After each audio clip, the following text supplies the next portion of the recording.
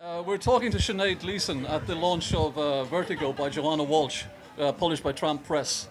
Sinead, I just want to ask you a bit about The Long Gaze Back, Sure. the book that came out recently. Yeah. Can you tell us a bit about your inspiration for doing stories by women writers? Absolutely. Well, it actually stretches back a really long time. It goes Yeah. back to my over 20 years, in fact, to my time in UCD where I studied English, and we did a course on the short story with a great text by William Trevor, which is a wonderful book. It's the Oxford Book of Short Stories, and I noticed that there were 7 women in it, which sounds terrible, but was actually pretty good compared to what else was on the shelves. So I did go looking in UCD at that time and noticed how few anthologies included more than a couple of women, or more than the same couple of women. It was always Edna O'Brien, it was always Mary Lavin, it was always Somerville and Ross. And I just decided, you know what, there's a lot of women. If you've been looking at these books as representative of who's been writing in the 30s, 40s, 50s, you think it was only a few women or very few women.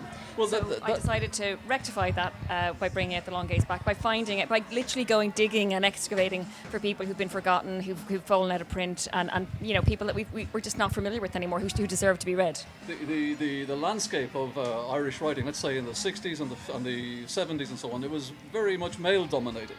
There were very few, like you say, Edna O'Brien was one of the few leading female writers of the time. Yeah, I would agree with that. I would say even up until the 80s it was very male dominated, and then I think the landmark event was the Field Day anthology coming out, and women essentially being very overlooked in that book, and then conversations started to happen in the 1990s about women being represented, being equally represented. But yeah, the canon was very male. A lot of our brilliant short story writers, you know, Sean O'Whalon, Frank O'Connor, James Joyce, when people, you know, mention those names, they always mention men, they forget to mention women, and we have so many women who are brilliant at writing, and so many who were and have just been left in the past. So I wanted to sort of dig them up and give them back to a modern audience.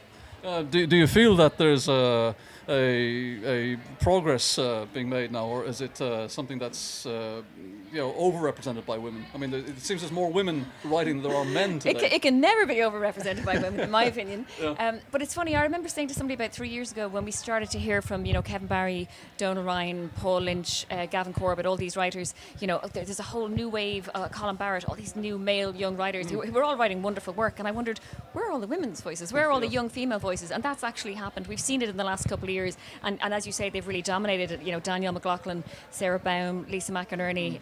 There's been all these wonderful new voices. But I think it's been at the launch of the Long Gaze Back. Anne Enright said something about you don't need individual voices to make a change. You need a wave, and I think that's what we've had in the last few years. Both male and female writers. I mean, young Irish writing, regardless of gender, is in a really good place. Okay. Any thoughts on future work that's coming out that you're working on? Anything to say?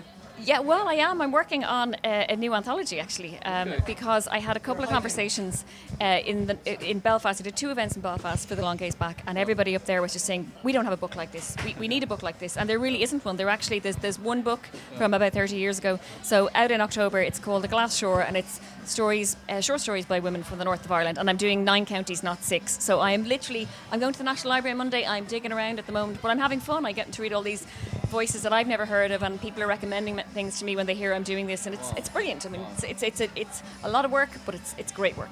Okay. Thanks for talking to us.